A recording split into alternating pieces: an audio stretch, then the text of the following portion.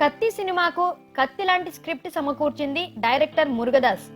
కత్తి సినిమాకు కమర్షియల్ హంగులతో పాటు మంచి పొటెన్షియాలిటీ, ఎమోషనల్ క్యాలిబర్ తో కూడిన స్క్రిప్ట్ ను అందించాడు అతను. ఆ సినిమా రీమేక్ ఖైదీ నెంబర్ 150ని మురుగదాస్ తొలి రోజే హైదరాబాద్ లో చూశారు. మహేష్ సినిమా పని మీద ప్రస్తుతం మురుగదాస్ ఇక్కడే ఉన్నారు.